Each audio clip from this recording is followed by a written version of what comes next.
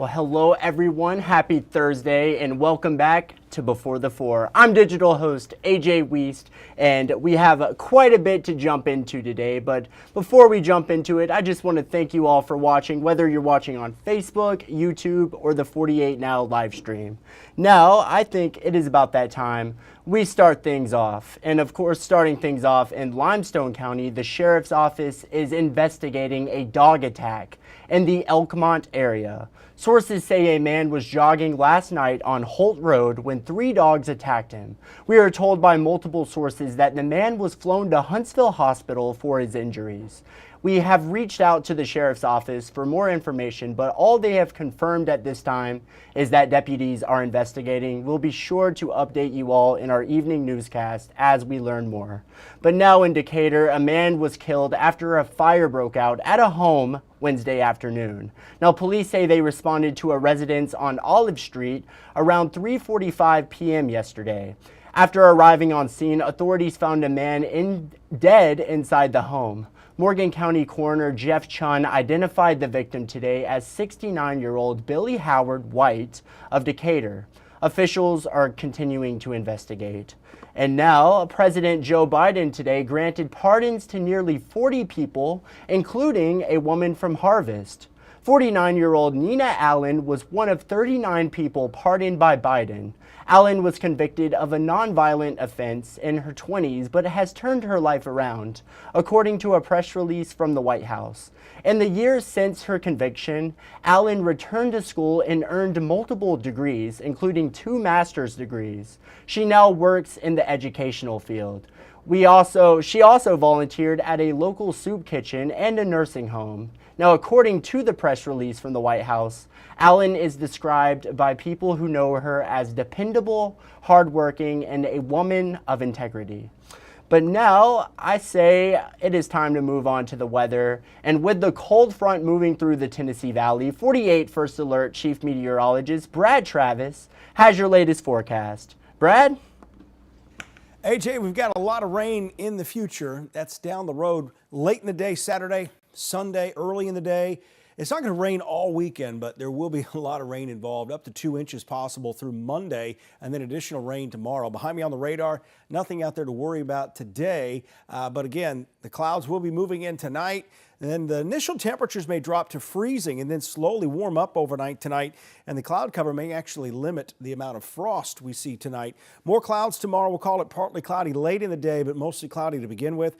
And then showers late Saturday. Sunday, showers, especially in the morning. And that's when we could see that ½ inch to an additional inch of rain through Sunday morning. Late Sunday afternoon, we see some improvement. But over the next 5 days, large area of rain right across the Tennessee Valley. We're looking at Saturday, Sunday, Monday, even Tuesday. Tuesday will be some light rain, but at times it will be damp in a few areas. And then there's more rain coming Wednesday and Thursday. So here's our potential for rainfall through Thursday, but don't be surprised if we get more than this. Yesterday, the models were saying 2 to 4. Today, it's kind of 1 to 3, but the truth lies somewhere in the middle, right? Back to you, AJ. That's right, Brad. Thank you. And now covering the court, 48's Noah Cowell has been in court all week reporting on the sex crimes trial of a former softball coach in Athens. In day 2 yesterday, more women came forward to testify against him. And Noah Cowell from day 2 in court. Take a listen. After bringing forward 4 alleged victims against Bradley Loggins yesterday, the prosecution was nowhere near finished. 7 more witnesses testified today, 2 of which were additional victims who detailed the disturbing accounts of what they say Loggins did to them years ago. Loggins, who was a former rec league softball coach, coached 4 of the alleged victims when they were under 12 years old. Several of the witnesses were brought to tears when giving their testimony and looking at Loggins, who has retained a blank expression on his face throughout the last 2 days.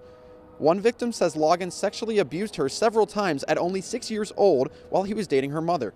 The victim's mother testified that she found Loggins in her daughter's bedroom late one night with her bed covers pulled back and her nightgown pulled up. Every victim came forward with accusations in 2019, and Loggins was arrested shortly after. They say they didn't come forward sooner because they were too scared and embarrassed to tell anyone. Loggins pled not guilty and still maintains his innocence. We will be back here tomorrow morning in court for day 3 of the trial, where the jury awaits hearing the defense's side of the story. Reporting in Athens, Noah Cowell, 48 News, on your side.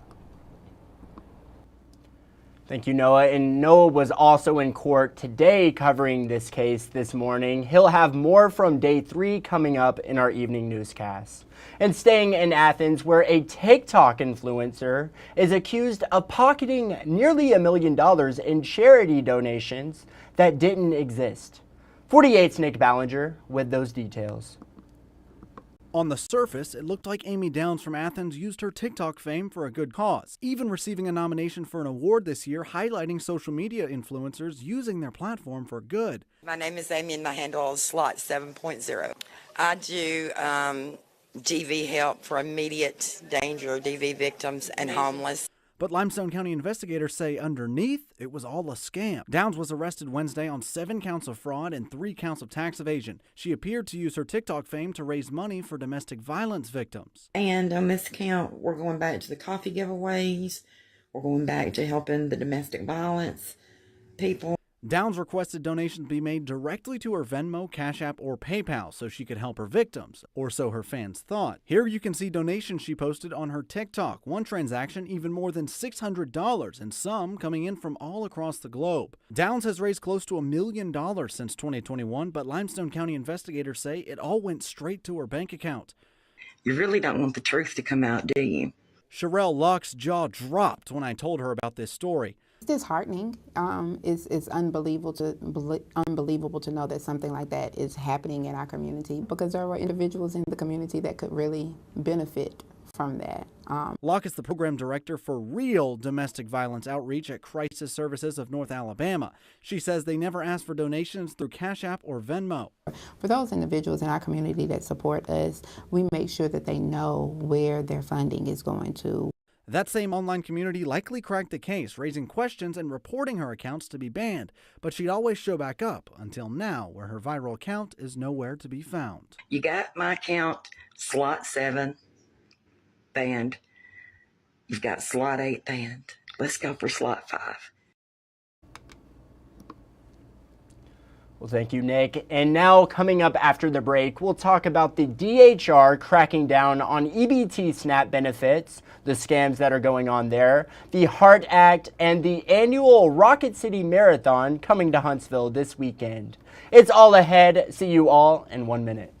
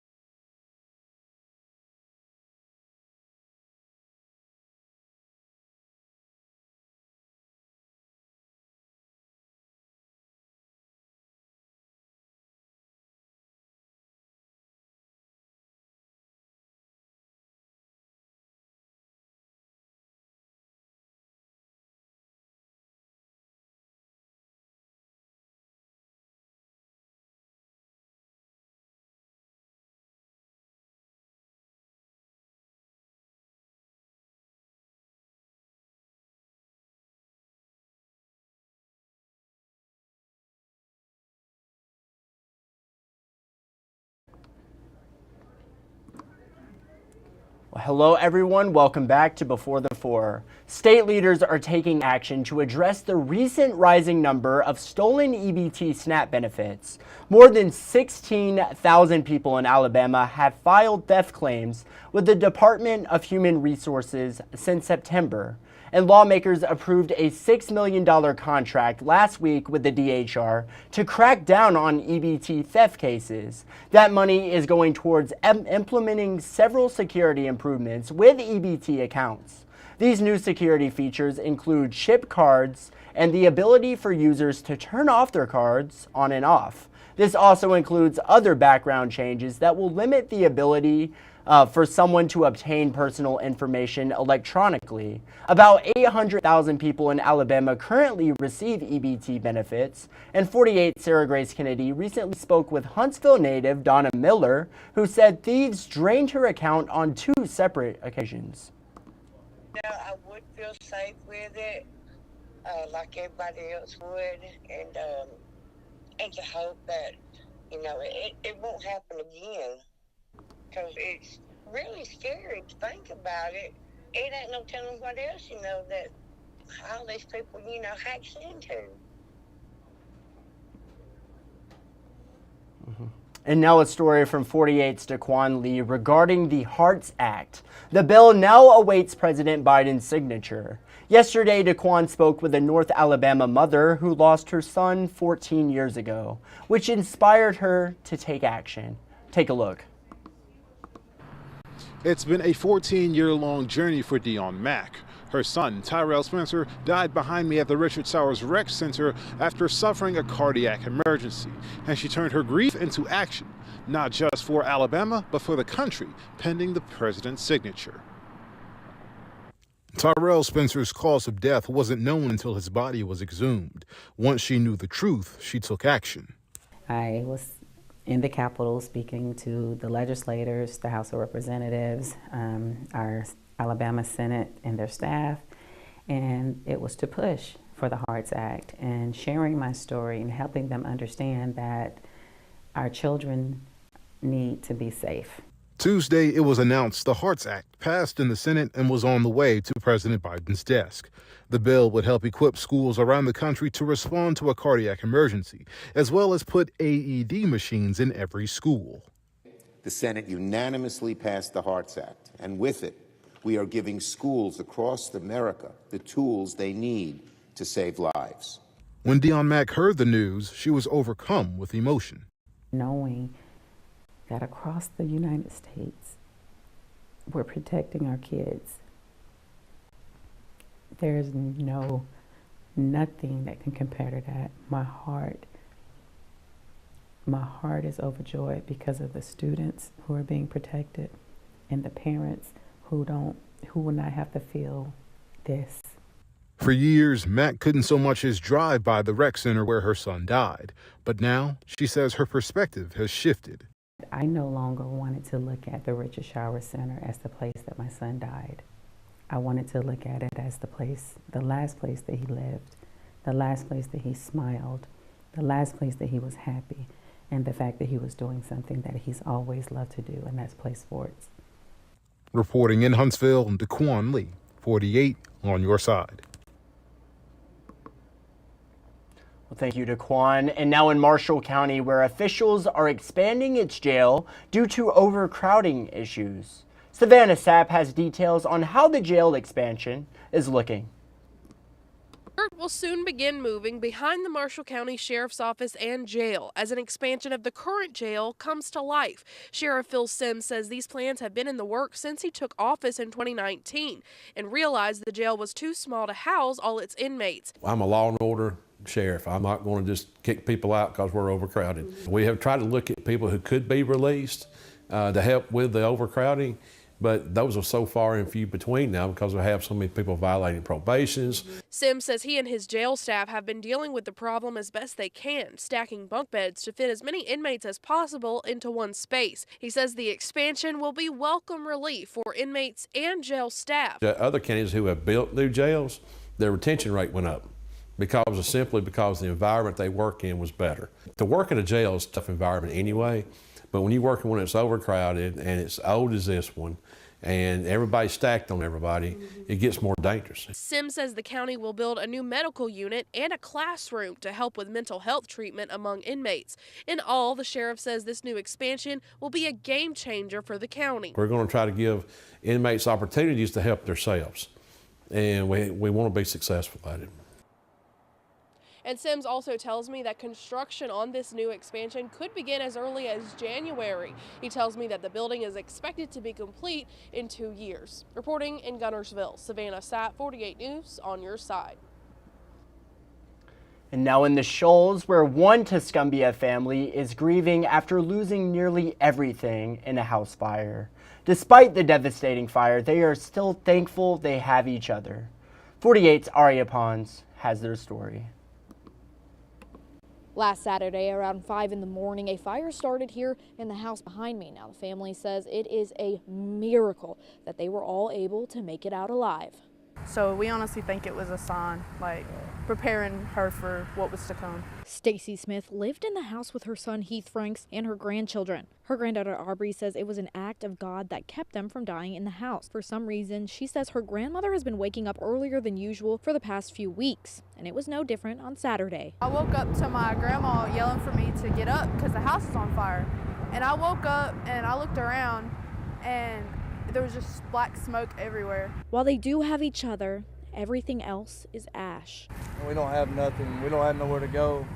And it sucks. It sucks not knowing where you're going to lay your head at night. Frank says the heater is what started the fire, burning the house down in just about 7 minutes by their estimate. Now they're moving from motel to motel with virtually nothing than what's on their backs. It's more stressful and sad than it is anything because, you know, we need things and we used to have a home that had those things, so now we're just don't have anything really. A lot of things can't be replaced. The family is asking for donations. They're asking for clothes, and they are also asking for money. They have a GoFundMe up online. Reporting in Tuscumbia, Aria Pons, 48 on your side.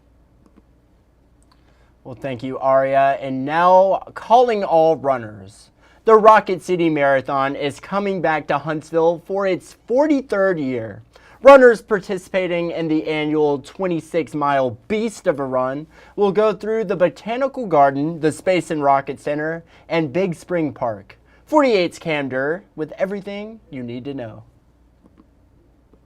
Ready, set, This weekend, a longtime North Alabama holiday staple takes to the streets of downtown Huntsville in none other than the Rocket City Marathon. It's been going on as a marathon a long time. It's a famous marathon. It's really nice to show off Huntsville. You know, I'm real proud of Huntsville, and we enjoy that the runners from all over the United States are going to see our beautiful city. Runners will navigate through 26.2 miles of Huntsville's most notable landmarks, starting on Monroe Street, running through the Botanical Gardens, take off through the Wuest Space and Rocket Center and the campus of UAH before finishing down the final stretch along the Tinsel Trail and the finish line inside the South Hall. The weekend has grown in recent years with the addition of the 5 and 10K as well as the half marathons, with the main event on Sunday welcoming one of the largest races in its 47-year-long history, expecting over 4,000 participants. That's what we wanted to do when we went to the weekend event. We wanted to get more people in town and more people enjoying this. So it's going to be festive and it's going to be fun, and I ask all our citizens to just enjoy it. So lace up, Huntsville. The weekend's festivities will begin with the 5 and 10K races as well as the Kids Marathon on Saturday. The first race gets underway at 7 a.m. and the marathon is set for 7 a.m. on Sunday. Cam Durr, 48 Sports, on your side. Well, thank you, Cam, and I will certainly not be participating in that. I just recently ran the Krampus 5K last weekend, and let's just say after that second mile, I was about ready to close it up. But maybe one day, but thank you, Cam. And now the stories you're just not going to want to miss coming up in our evening newscast. A scam going around in the shoals of a man selling ads for a fake golf magazine. Get that story from 48's Aria Pons coming up. Another story you're just not going to want to miss. A man accused of killing a Huntsville police officer in court today. Get those details. And finally, a story on some mysterious drones. You're just not going to want to miss it. And those are the stories you're just not going to want to miss in our evening newscast. And it is about that time. Let's pull it up. The 48 Facebook question of yesterday. We didn't get to do a Facebook fun yesterday, but we have yesterday's question right here. And the question was, it's officially 2 weeks until Christmas. What's on your wish list? And what I want to know is what you all had to say. What are you asking Santa for Christmas this year? That is what I want to know. And let's see what you all had to say. Tammy James said, just being with my family. That is what Christmas is all about. Absolutely, Tammy. Thank you so much for commenting. Sue Davis said, peace on earth, goodwill towards everyone. Wow, that is another incredible comment right there. You guys are so sweet. Sue, thank you so much for commenting. And then Owen Lowry said, rock the South tickets. Cannot blame you, Owen. I hear this year's lineup is incredible. What you have, Kid Rock coming there. You have a bunch of different awesome artists there. Owen, thank you so much for commenting. Hopefully you get your tickets. Patty Packard, that I get everything done before Christmas. You and me both, Patty. You and me both. And I can't believe it's already the 12th. Christmas is just a few weeks away. It is right around the corner, which is insane. Yep, me and you both, Patty. Thank you for commenting. And then Linda said, smoked bologna and potato salad. What's better than that? You got to love it for sure. Linda, thank you so much for commenting. Well, that is just about all she wrote for today's Before the Four, but I want to thank you all for sticking around and spending a little bit of your Thursday here. I hope you all enjoyed tonight's newscast, and thank you for watching. You all have a great night.